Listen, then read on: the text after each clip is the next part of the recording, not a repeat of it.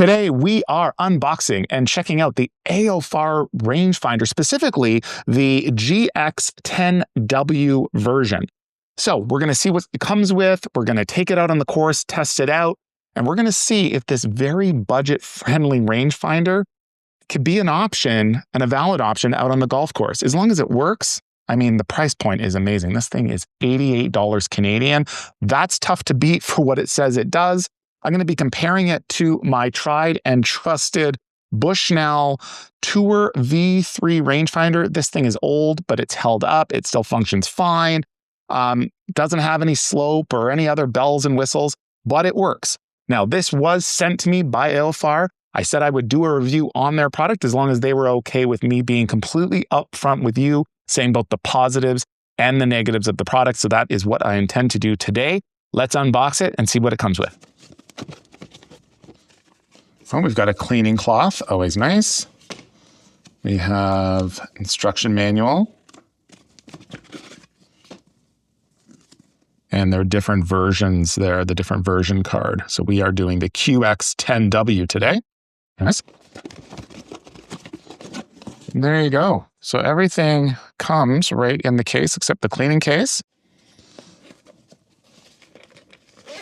Very similar size and feel to my Bushnell.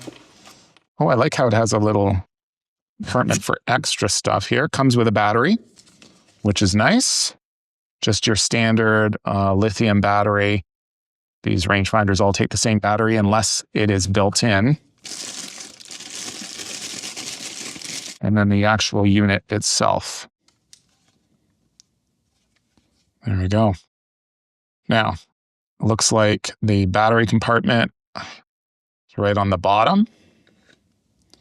Very nice. That's actually easier to access than my old Bushnell. Bushnell is not a problem. It's just kind of on the side. You have to flip up a little dial. So this is a bit easier. Nice. That's it. Okay, so then it comes with a wrist strap. Honestly, don't know if I'd ever use that. And a carabiner, which I would use if I can attach it, yes, right here. So this definitely would get use by going on the golf bag. So just throw the carabiner on there.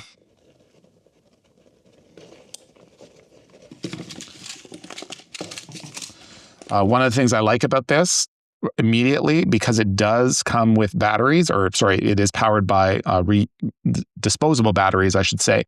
You could put a couple extra right in the case, as long as, I guess, they don't fall out when you're opening and closing it. But that would be a nice spot to store a couple extra batteries, just so if it ever dies on you on the course, it's a quick fix. All right, so first impression, everything looks good. In terms of size, almost identical, maybe just a touch smaller than my Bushnell, which isn't that shocking, I guess, considering the Bushnell is quite a bit older. It does come with a magnet. Bushnell doesn't have that. Like I said before, there's the battery compartment for the Bushnell, so you just have to flick it open. It's not a big deal, but I do like that easy access to the battery compartment. But all of that is just cosmetics. I mean, I like the coloring. I like the way it feels in my hand. All of that is good. But what really matters in the end is how it functions out here on the golf course. So we're going to test it out. So we're going to test it first on a very short par 3 here. We're going to measurement with it and get a measurement with the Bushnell as well and see how they stack up against one another. All right, first up the Bushnell.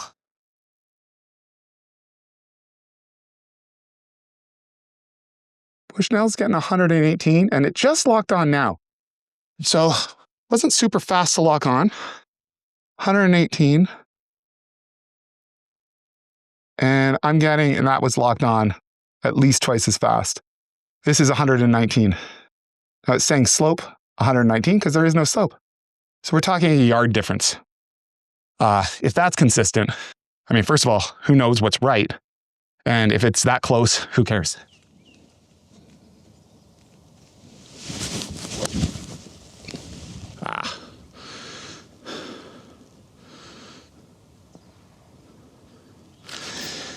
All right, not a great shot. So this particular model has the slope feature, which is great.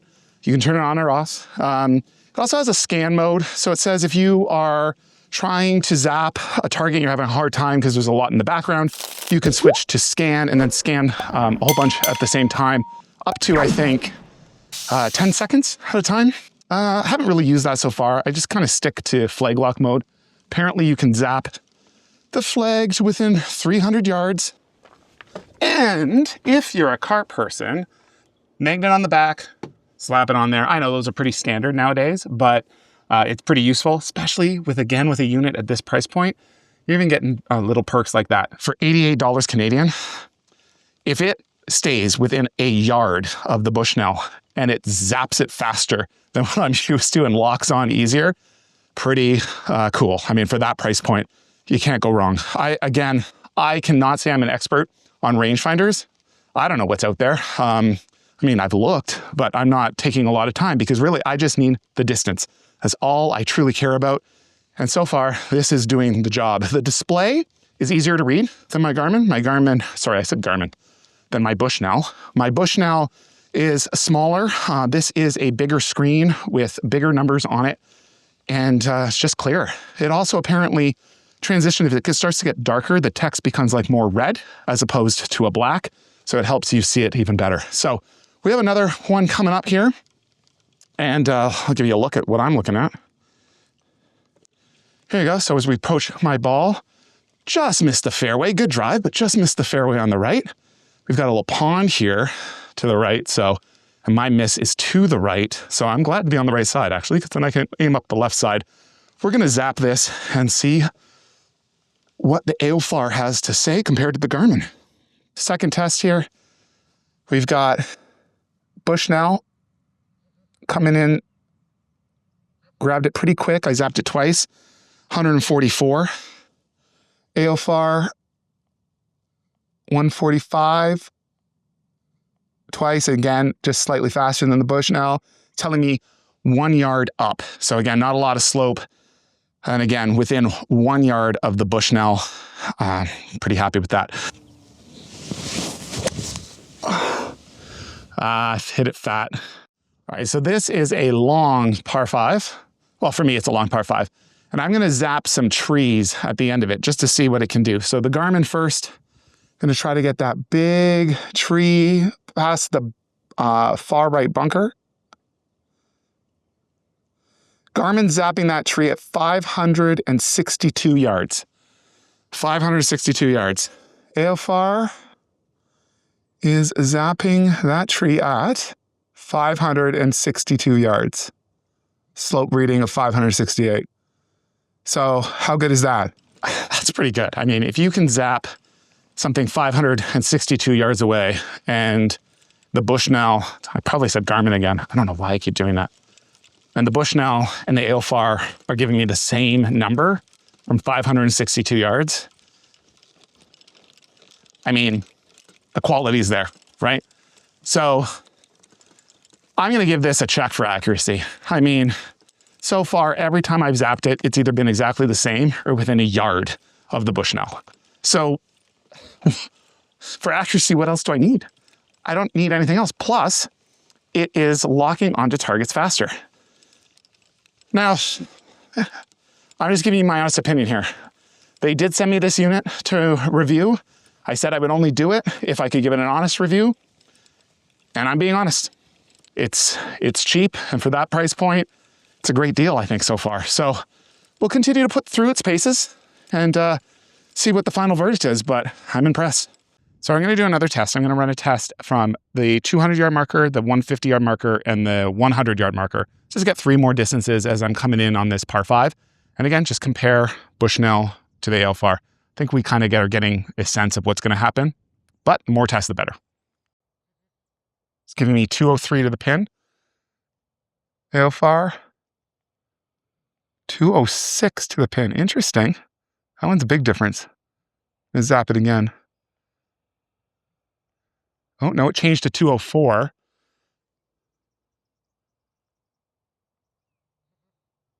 This time 202. So a little bit different here, and that first one was off by a bit. Again, probably, I mean, I've seen that before with the Bushnell too. So it can be rectified maybe just by doing a couple zaps from far distance. All right, from 150, we have the 156 to the pin from the Bushnell, and the AOFAR 158. 158. 157 on the second zap. All right, and finally, from the 100-yard, 103, Bushnell,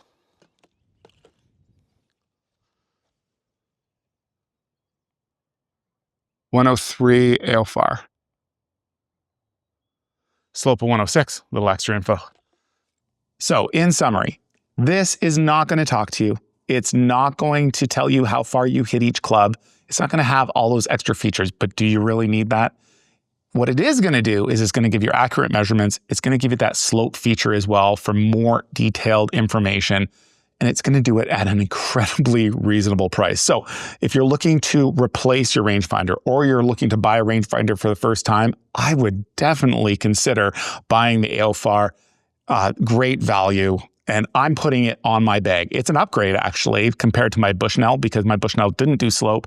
This locks onto targets faster than what I'm used to. So I'm definitely putting it on the bag and keeping it in play. The only potential drawback that I see with the AOFAR is it doesn't have a built-in rechargeable battery. Many units have that now, and that charge can last well over a season. And then you don't have to worry about purchasing batteries. You just plug it in, keep it charged, and it's ready to go all the time. So that's the only drawback. However, at this price point, this is hard to beat, and I'm not going to complain that I have to occasionally go out and buy a battery. There you go. It's cheap. It's effective. It does what you need. I would highly recommend it. Thanks for checking out the channel. If you haven't already, hit that subscribe button, hit like, really helps us out, and we'll see you next time on Golf Quest.